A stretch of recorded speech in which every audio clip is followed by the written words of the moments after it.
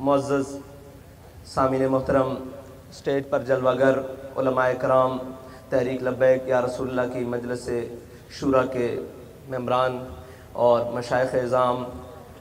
और पंडाल में मौजूद अमीरुल मुजाहिदीन के शेर कि जिनकी रगों में अब खून की बजाय जज्बा दौड़ता है, जिनके लहू की हरारत से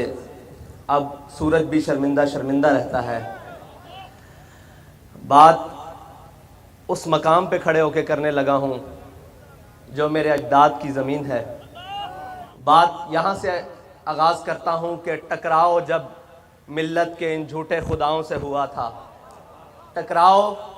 जब मिल्लत के इन झूठे खुदाओं से हुआ था, आगाज़ बगावत मेरे गाँव से हुआ था। आगाज़ बगावत मेरे गाँव से हुआ था। गौर कीजिएगा कि जब भी कोई पूछेगा कि यार वो बाबा कौन था जो एक व्हील चेयर पे बैठा हुआ था, जिसके दोनों हाथ सिर्फ लब्बैक के लिए उठते थे, जिसके दोनों हाथ सिर्फ ताजदार ख़त्म नबूवत के लिए उठते थे, वो बाबा कौन था जिसके हाथ में ना खंजर था, ना तलवार थी, ना डंडा था, ना कलेशन थी, ना कोई हथियार था। तारीख के औरात पलटने वाला ढूंढेगा कि ये बाबा कौन था कि जिसने व्हील चेयर पर बैठकर पूरे कुफर को लिताड़ कर रख दिया था। तो जब उस बाबे के आबाई गांव का एड्रेस पूछा जाएगा तो वो कहा जाएगा ये बाबा पाकिस्तान का था, पाकिस्तान के सूबा पंजाब का था, और सूबा पंजाब के ज़िला अटक का था, और ज़िला अटक की तहसील पिंडी घेब का था। पिंडी घेब दाखाना खास नक्का कलां का ये बाबा था कि जिसके ज़र्रों से आज भी शर्मिंदा सितारे हैं। ये उस खाक से बाबा था जिसने पूरी उम्मत मुस्लिमा का सर फ़ख्र से बुलंद कर दिया था, जिसने हज़ारों दिलों में गाज़ी इल्मुद्दीन बनने की तमन्ना पैदा कर दी थी, जिसने हज़ारों दिलों में मुमताज़ कादरी का जज्बा बुलंद कर दिया था, जिसने लाखों दिलों के अंदर हुजूर की मोहब्बत की शम्मा को रोशन कर दिया था, और जिसने करोड़ों दिलों में उम्मत मुस्लिमा की पासबानी और कुफर के आगे खड़े होने की वो जज्बा पैदा किया कि जिस जज्बे को अब क़यामत तक कोई मिटा नहीं सकता। हदीस में आता है कि हज़रत बर्रा बिन मालिक, हज़रत अनस बिन मालिक के भाई, हमने अपने कायदे मोहतरम की ज़ुबानी सुना कि आप बिल्कुल छींटके से बदन के मालिक, बिल्कुल पतले से। फरमाते हैं कि जब जंग यमामा हुई तो वो तमाम मुनकिरीन ख़त्म नबूवत एक किला बंद हो गए, और बड़ा मजबूत किला था, जो करीब जाता ऊपर से आग फेंकते शीशा पिघला के फेंकते और जनाब तीर मारते, शहीद हो जाते। हज़रत बर्रा बिन मालिक आए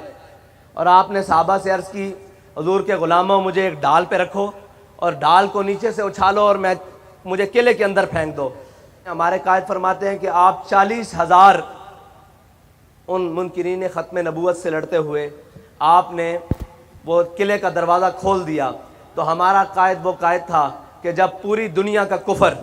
पूरी दुनिया के सेकुलर एक हिसार बनाकर इस्लाम के ख़िलाफ़ एक किला बंद और एक खुली जंग के अंदर था, तो हमारा कायद वो था जिसने तने तनहा उस जंग के अंदर छलांग लगा दी,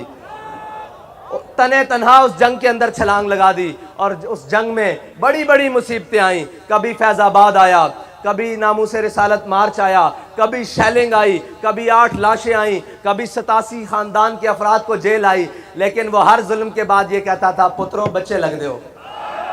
बाबा जी एक अपने अंदाज में कहते सन, भाई इस तो ज़्यादा तुसी कर भी की सकते हो, क्योंकि साढ़े